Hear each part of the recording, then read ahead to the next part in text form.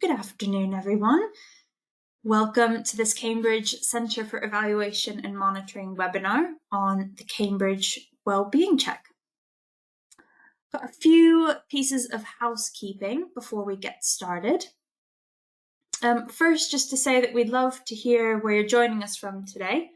So please feel free to use the chat box to introduce yourself. We'd also love to know whether you use a wellbeing check for your students already at your school. And if you do, we'd love to know which one you're using and how you're using it. Just a little bit about,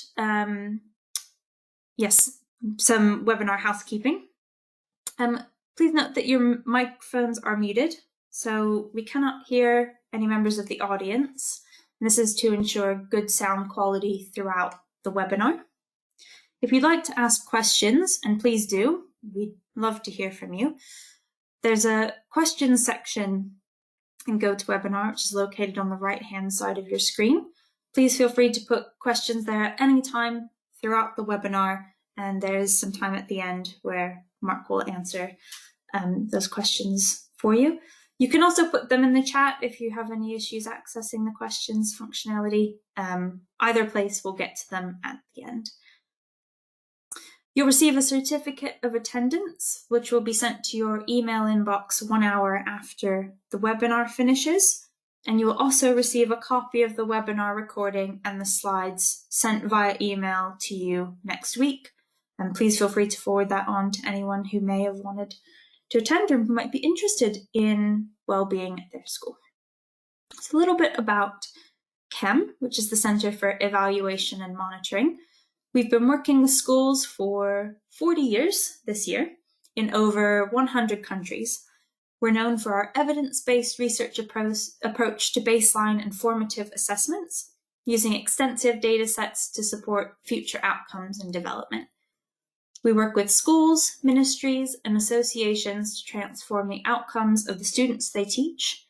And in 2019, we became part of the University of Cambridge, which has supported our reach and abilities to support young people across the world. We help teachers turn data into knowledge, we bridge the gap between research and practice, and we provide evidence to support good decision making.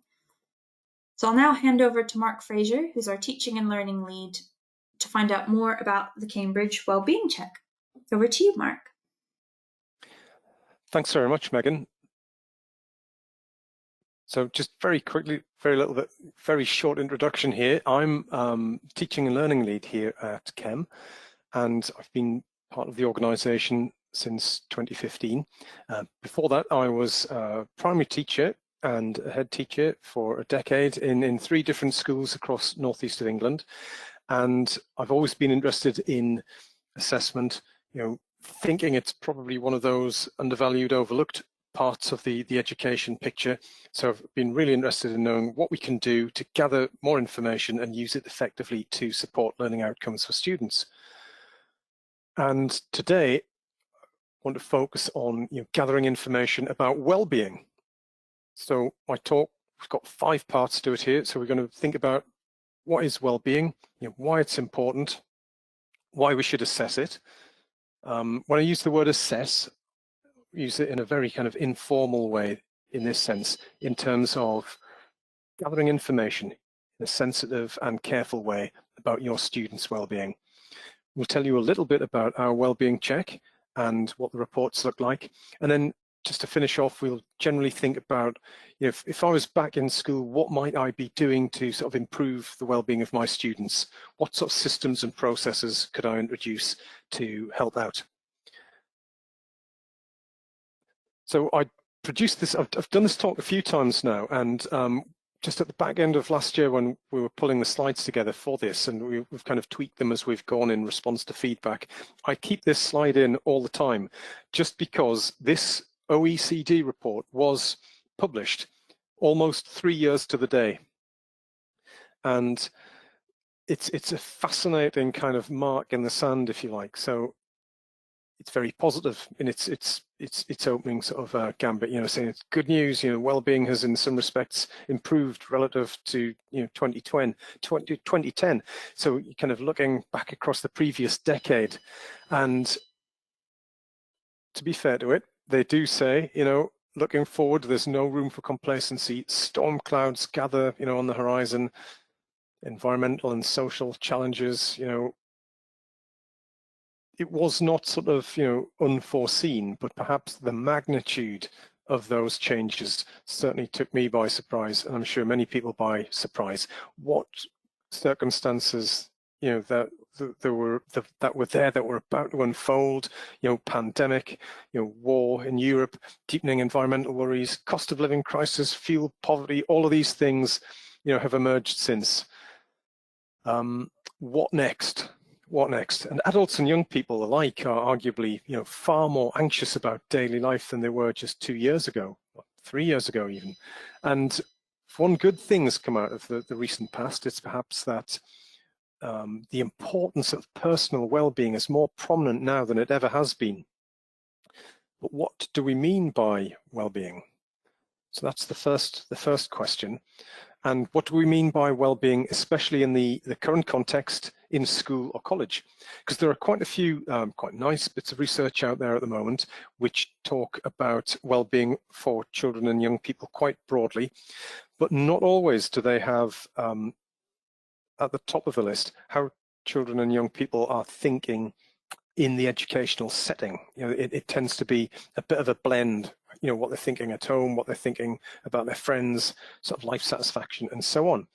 So one such report is this one, which is really great sort of comprehensive review of what was going on, published last year, but based on data from a survey which was probably 2 years old when this policy document was pulled together. And it does say that, you know, in the latest wave of the survey, the average or the mean happiness scores for life as a whole for young people were significantly lower than when the survey began, you know, about 10 years prior to that. And it's a big survey, you know, it takes in a lot of the UK and has sort of quite a wide-reaching sort of remit to look at different aspects of how young people are feeling. I've just picked out 3 graphs from it. So the data was gathered by the University of Essex, and it was fed into the survey. So it's from something called the British Household Panel Survey. That's about 5,000 households across the UK, of about 1,500 of which are in Scotland. So it's a reasonable spread across the land. And you can see positively that young people are feeling fairly sort of consistently positive about family life. There's a few little ups and downs in the road there, but generally it's quite sort of, you know, there's a fairly linear trend there. However, when you look at things like life as a whole between 2009, 10 and 2020, you can see a definite decline there. There's a real drop-off in the average mean happiness-related scores. And then the right-hand graph there, the school graph, is a little bit more erratic. You know, there's a few ups and downs there, but generally the trend is down. So interesting contrast there. We've got some reassuring stability in the home. However, life as a whole in school, not so positive. The work we've been doing in Chem and in Cambridge is based on some research which was first published in 2015, so the McClellan and Stewart paper of that year. And their results showed, and their research highlighted the need to distinguish between measures of well-being for adults and children. And they looked in particular, as mentioned, at the experiences of children and young people in schools or colleges. So all of what I'm about to sort of describe to you kind of flowed from this report. Just move to the next slide. So the report presents a view of well-being that's divided into 2 main strands. We have feelings and functioning. So under the sort of the feelings umbrella there, we've got life satisfaction, how much students, you know, experience contentment with their lives in general. Negative emotions, how often young people dwell on negative thoughts or show or experience anxiety, stress, or sadness. And then on the functioning side of things, there's two more sort of sub-dimensions. We've got interpersonal well-being. That's how much students sort of feel that they experience positive connections with others. And, you know, do they have people who care about them, and do they feel valued? And the fourth and final strand is competence well-being.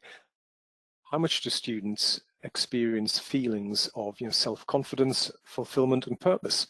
So in other words, what skills do they have that are equipping them for success in education and later on in life, in the workplace and in life more broadly? So this was our kind of theoretical model on which we built our wellbeing check, which I'll tell you a little bit more about in a little while. But whether you use our wellbeing check or any other wellbeing check, hopefully there is some sort of useful sort of advice and sort of guidance here for you. So when we think about well-being, obviously we think about that theoretical model, but also we need to remember that well-being is a subjective psychological state.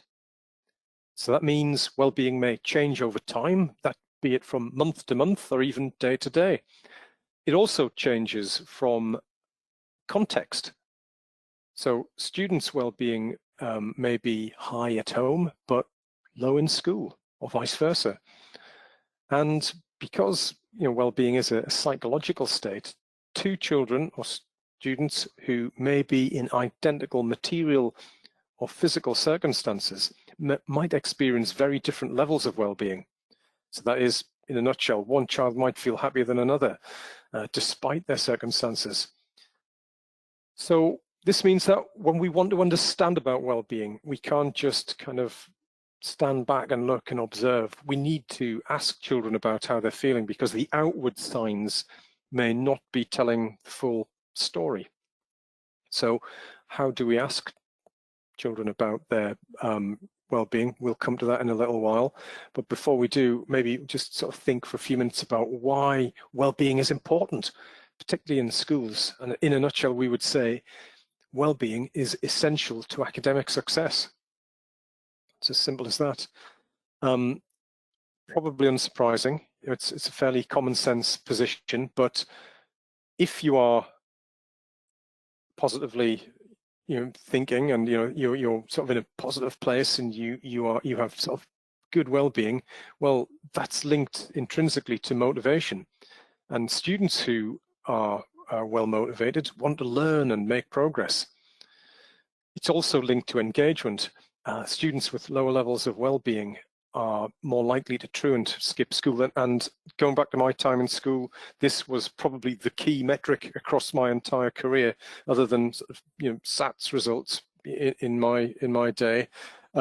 These, you know, schools are, you know, today and then schools were measured by attendance rates, and that is a general proxy for, you know, how students are engaging with school. I know there are other issues going on, but it's a good barometer of, you know, of how sort of positively students are thinking. If they're having a good time, if they're having a good experience, they will want to be in school. If something's wrong, they may be taking evasive action and, you know, dodging school for some, you know, one of many reasons perhaps. So other evidence from recent research we've seen from a couple of colleagues from Cambridge. We've got Irenka Suto and Tom Benton, who published a paper last year, which looked at a variety of studies. So they looked at, you know, studies from, you know, the UK and internationally. And again, unsurprisingly, there is a relationship between well-being and educational performance.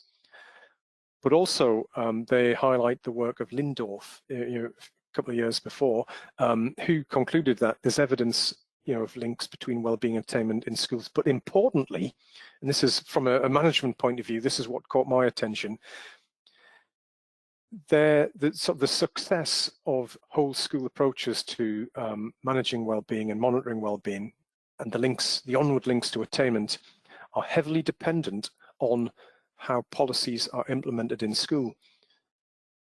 You're in a very small school, I think you can do things in a certain way. It's probably a more tricky proposition when you are in a larger school and you are trying to make sure that There are sort of consistencies between departments or between year groups, between classes even, how things are managed. So when we think a little while, in a few minutes time, about how we can do things differently in school, I'll come back to this point, the whole school approach and the importance of it.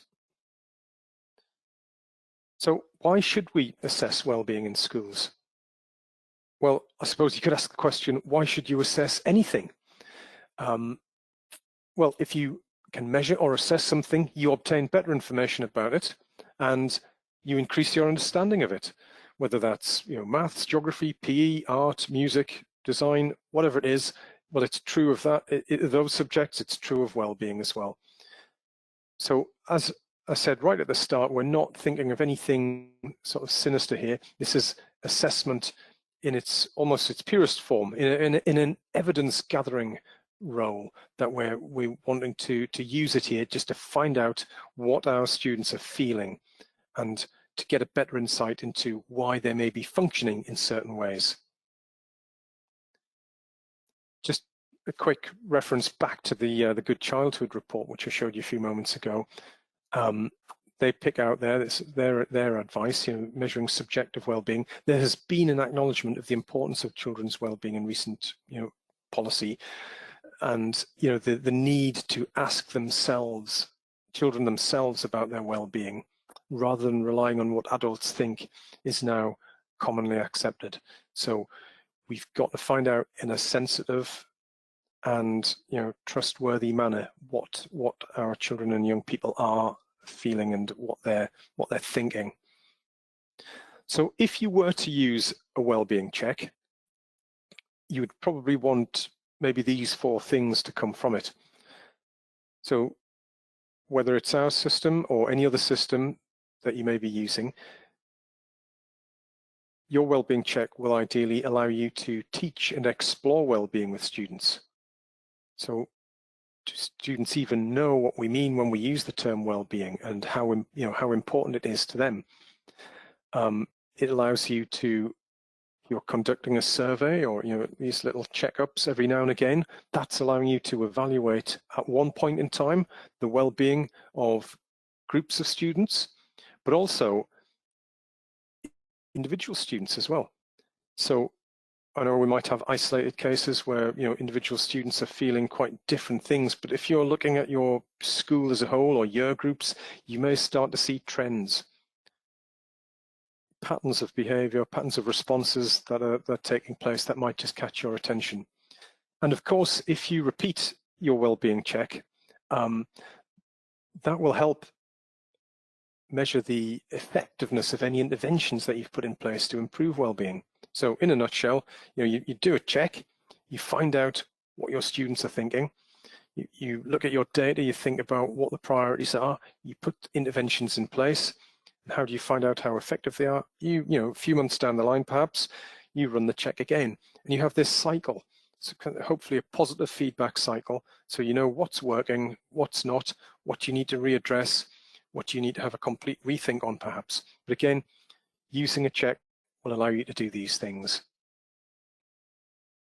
So a little bit about the Cambridge check, which is a finalist in the BET Awards later this month. Very simple system, really. It's a digital system which you can use on any PC, tablet or laptop. No paperwork or marking, quick and easy to set up and use. Only 22 questions long, based on the research from the paper I showed you from Stewart and McClellan and Stewart, 2015. And it's flexible. You can use it to fit in around your lessons and your school day, and you can use it as many times as you like. So whether you are, again, as I say, using our system or using any other system, here's just a few things to look out for. Are the questions in it incredibly simple? Because this is a well-being assessment. This is not a measure of literacy, which I think is really important. So we need our questions to be incredibly accessible. So simple to read, in other words. We want unambiguous, clear language because we might be dealing with students who have literacy issues. They have difficulty accessing even very simply produced documentation, or perhaps students may have just recently come to your school setting, and for them English is an additional language. So simplicity is key. Also, we've got a few common sense checks built in as well. So for instance, we have questions which kind of could potentially contradict each other if you looked at the responses. So we're going to ask just a really sort of straightforward question. When you're in school, how often do you feel happy? Never, not often, sometimes, often, always. But we're also going to have questions like, when you're at school, how often do you feel sad? And we know students who've kind of disengaged, if you present them with a kind of a survey or a wellbeing check like this, they might just randomly click through things without paying any attention in any great detail to the questions. So there is the potential to sort of raise a flag here that when you look at your data, if you see that Mark has done this assessment and he is simultaneously always happy but always sad, that's not really telling you why Mark's ticked those responses. However, it might just be the opening of the door to a conversation, or maybe just he's made a careless error. So we can maybe just sort of rule a few things out with a simple conversation. And that's the sort of the whole premise of a wellbeing check like this is we're not diagnosing anything. This is not a clinical instrument. All we're doing is looking at some responses to a small set of questions, 22 questions, and you can look at that, as I said, on an individual or a group level, and we're just looking for broad themes at this point that will just give you the starting point of discussions with your students individually or as a group. And the scale we use is really simple. We just have a positive scale of 1 to 5 for those positively phrased questions, and it runs the other way for the negatively phrased questions. So if you are constructing anything like this, my advice is keep it simple, take away any of the complexity of the language, and maybe just put in a couple of sort of common sense checks as you go. So when you produce the reports, again, we are very mindful with our new reports that for this and for other things that Chem produces, that we've got a lot of teachers in the UK and around the world who are not really data enthusiasts. They're not really confident in using data. So we've tried to keep things really, really simple. And as a former school leader, I would argue that unless my teachers were sort of fully invested in anything that we did, it was a waste of time. So they need to have that ownership. They need to have that involvement in the data gathering, the data analysis, and the onward discussions from there. Otherwise, you're not getting sort of the maximum impact from the work you're doing.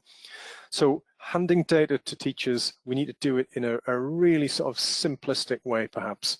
And this first report is just a tick box. So there are the questions down the side. They're the possible responses for this particular student. So how did they respond? We do use a little bit of subtle color coding to flag low responses, and just to draw your eye to that and just to explain to people who are just glancing at this that this is something that you might want to talk to this student about in more detail. This Isaac here has just reported in this survey that he never feels confident when he's in school. So why is that? Because when you see the other responses, he's moderately comfortable some of the time. Anyway, we would also show data in other simple ways, just using a bar graph, again using color to draw your eye to unusually low responses. You can see the first 3 dimensions of the wellbeing check, quite positive responses for this student, but a lot of their negative emotions there. This Martin here is dwelling on negative thoughts quite a lot of the time, and that's a concern. So again, it's just made up data here, but you take the point, I hope, that the system like this, or any system that you're using, you just hope it draws the eyes towards those problem areas quite quickly. Another way of doing it is take the data out of it altogether and just provide short snippets, descriptive information. So this is another report we offer where you can kind of take away the chances of students or parents or teachers or whoever's looking at this data getting sort of hung up on sort of minor differences in sort of reported scores, which really that's not what we're after here. We're looking for the trends and the anomalies and the patterns. So this sort of is a nice way of presenting information back to students, but also if you want, you can have the numbers to put into management systems. If you're looking at tracking over time, obviously you can't do that with those text statements. You still need the numerical data behind. So this is another option. Again, if you are making anything like this, just be very mindful of how you're putting data out there. And for instance, you might want to take your data from a wellbeing check. This is probably something I might like to do if I was in school again, is we run the check, and it would be a really nice follow-up lesson to anonymize and amalgamate the data, combine it for your class or your year group or your school, and just see what the sort of the outcomes are, and then show it to the students, talk about it as a staff, let parents see it. And again it is just the opening of a conversation, perhaps. So in this case, you could see here that this is a group report for students. Why is it that, again, things are generally quite positive, but we're just lagging behind a little bit there in competence well-being? Do the students feel confident about the skills they're developing? Do we need to support them in any way to do that? So again, you can have bars, you can have data, you can have statements. Using our system, you can drill down. So have a think if you are wanting to use a system like this, and just think, if I use the system, can I get out the information that I need? Otherwise, the exercise is fairly pointless. It needs to be accessible and easy to understand. Something like this allows you to sort of drill down into the items themselves, into the questions. Each question, you can see the first two questions, students tend to be quite positive about things, but again, we're drawn to that red on the third one. Why is it that 20%, 1/5 of the students never feel like they're doing well in school? There you go. That could be the focus of your first intervention. Put your intervention in place. A little while down the line, run the check again. Have things changed? Or, maybe this is just kicking off a program of conversations with students individually. They could be confidential, or they could be group discussions, however you feel it's appropriate to deal with your students in your setting. Altogether, we have about 14 reports, I think, there, and there's a little table which comes with the resources that says exactly what each of the other reports does, what it includes, and what you might use it for. I don't pretend you can kind of read the text on this. I do apologize for the size of it, but when you get the slides, you can kind of zoom in. And also at the back of the pack, which I'll not run through in the presentation, there is an image of all the reports.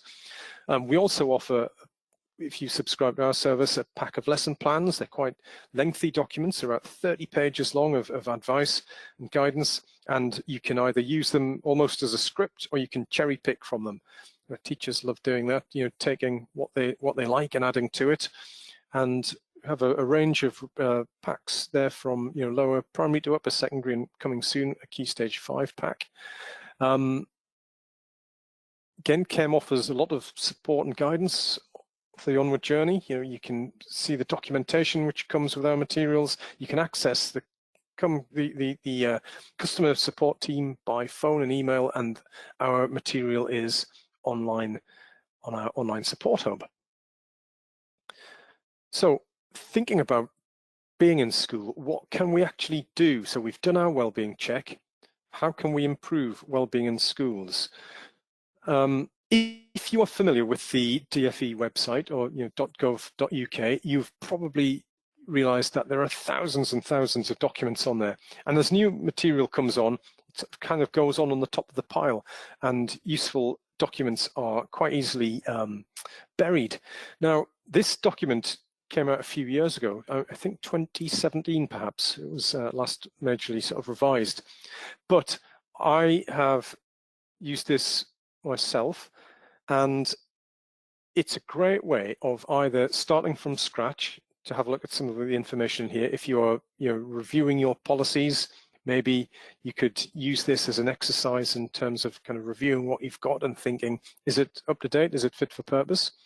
But This document has a really nice model, which we'll come to in a moment, but it also, again, like other reports we've referred to, does point out that you know, we've got a significant proportion of children here, a large proportion, you know, 1 in 6 between the ages of 5 and 16 in 2020 who have a probable mental health disorder, which is terrible, you know, an increase from 1 in 9 just a few years earlier in 2017.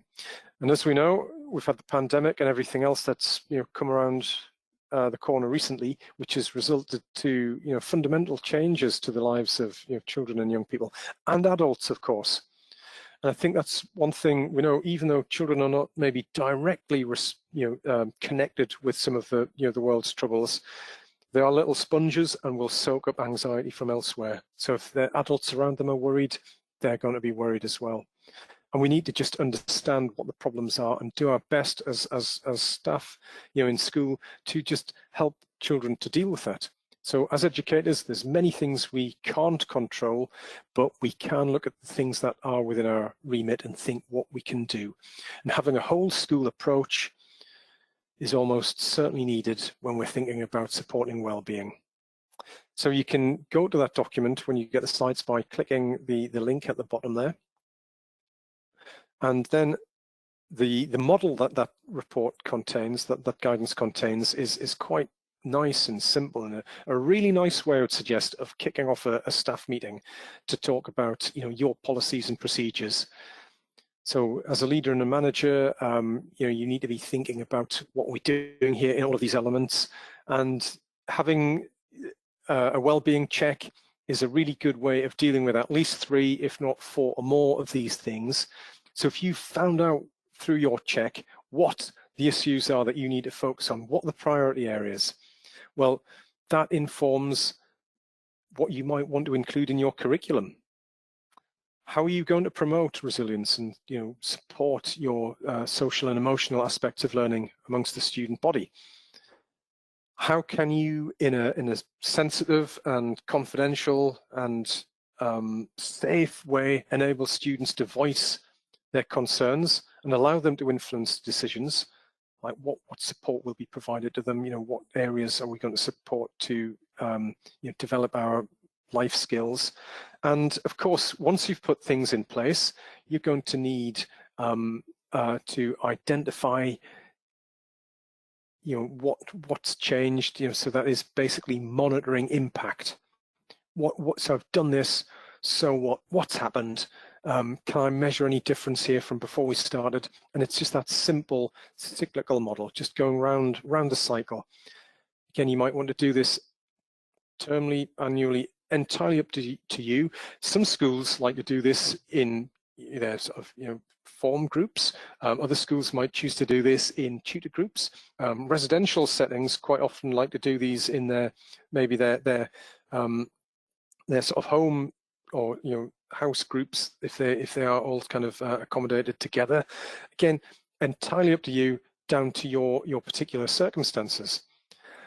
But having an open and well-informed discussion involving all stakeholders, including your staff, students, parents, and other professionals, and, you know, community experts, is essential to kind of, you know, developing a holistic and well-rounded approach to supporting well-being. So the other thing, you do your wellbeing check, you look at your policy, the next thing you're going to be thinking of, what on earth do we do? So we've found out we've got a particular issue here that needs to be addressed. What can we do about that? Where do we go for information? We have, as part of our resources, a little list of appropriate websites and, you know, free sources of advice. I'm just going to pick one out here just because I really like it. We'll make clear we are not connected in any way with the Anna Freud organization, but they've got a really nice website that you might go and look at with all sorts of lovely advice on there.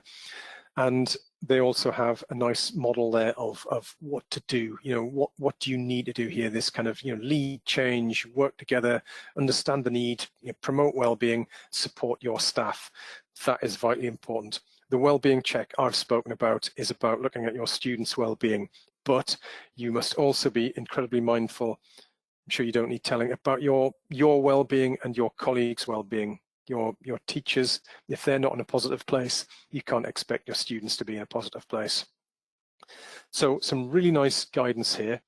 And again, if you are in Scotland, just to pick out how it's fairly bespoke to the different parts of the world and the regions of the UK. And a really nice couple of links at the bottom about understanding the mental health landscape in Scotland and having an eye on what's on the curriculum as well. So some really good advice there. And then my final slide, just before we see if there are any questions, is something simple, I hope, that everybody could sort of do tomorrow. And that's just to think about the students that you have, and just think that if you have a student, particularly a new student who's moved to your school, we know students who move around are either vulnerable to sort of slipping through the net, perhaps, or just being not in a negative, in a sinister way, but just being overlooked. And we need to make sure that everybody, every student, everyone in our community has at least one, positive, professional, appropriate relationship with an adult in school, because everybody needs somebody to talk to, when times get tough, whoever they are. We all need that kind of personal contact. So that's something that you can look at a class level, tutor group level, pastoral group level, however you deal with it in your setting. And as people told me when I started teaching years ago, when you're looking at our children, it's the quiet ones to watch out for. So how do you find out what those timid, shy children are thinking as well? And again, you can do it in a few different ways here by having our check or a check, anonymous, safe, confidential, but also just being there to be somebody to turn to. You can always go to our website and see our wellbeing resources there. And if you're interested in the Cambridge check, you can see all about that as well. As mentioned, you'll get the slides, as Megan says, and some of the things that we've been showing you have been a bit sort of small, perhaps, but at least you can zoom in when you get those slides and have a look in greater detail. So thank you very, very much for listening. Yeah, a big thank you to Mark for presenting today. And, as Mark said, thank you to all of you for attending and taking time out of your busy day to join us. We hope you found it useful and informative. And like we mentioned, we'll be sending the slides and the recording around within the next week or so. But if you have any questions, please feel free to get in touch with us on our website, or you can contact us at chem@cambridge.org, and we'd be happy to answer any questions you may have. But I'll finish the webinar here. Thank you so much for coming, and have a great rest of your day. And that's all. Thank you very much.